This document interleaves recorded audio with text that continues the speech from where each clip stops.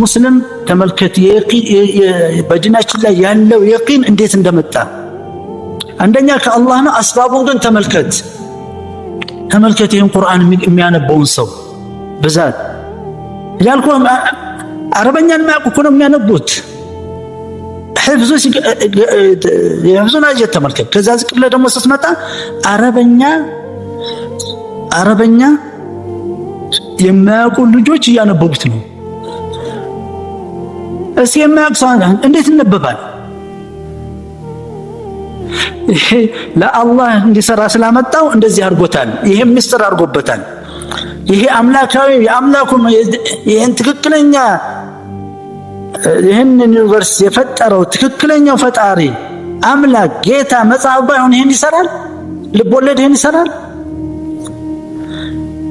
ላኪን ተመልከት አላህ እዚህ ሐላዋ ጥፍጥና አድርጎበታል፣ ውበት አድርጎበታል፣ አትራክቲቭ አድርጎታል፣ ሰው የሚስብ አድርጎታል፣ ስልጣን አድርጓል። በሰው ነፍስያ ላይ ስልጣን አድርጎበታል። ለዚህ ነው ጥቅድም አረበኛ የማታውቁ አዳምጡት።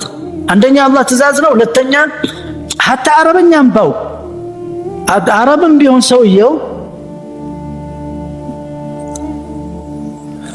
በራሱ የሚሰራው ነገር የለም። ከየት ነው? ማንበብ ነው። በምላሴን ማንበብ አይደለም። ስለዚህ ራስን ማሰማት አለብህ። ራስን ካላሰማ ንባብ አይባልም።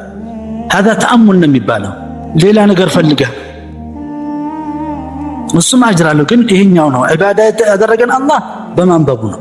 ስታነብ ድምጽ ከፍ ማለት አለበት። ቢያንስ ራስ የምታዳምጠው ከምላሴ ወዴት ነው የሚሄደው? ወደ ጆሮዬ። ለራሴ እኮ ነው የማነበው። ዛሬ ወንዳንዘ ቁጭ እንል መስጊድ ባዶ ለራሴ ነው የማነበው። ጆሮዬን ካለፈ የማን ነው ስራ? የአላህ የኔ ስራ አይደለም። ከባድ ነው። የነብዮችም ስራ አይደለም። ወላይ መላእክቶችም አይችሉትም። ይሄ ወለዚ በዓሰ ፊል ኡምይና ረሱላን ሚንሁም የትሉ ዐለይሂም ቁርአን እንዲያነብላቸው አያቲሂ አያል ቁርአን ወይዘኪሂም ውስጥ ገብቶ ያጸዳሃል።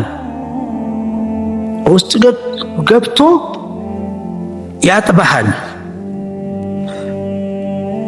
ያጸዳሃል፣ ያጥበሃል። ምንድነው? ያጠራሃል።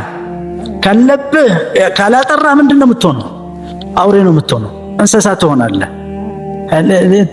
ተራ ሰው ትሆናለህ። ልክስክስ ሰው ትሆናለህ።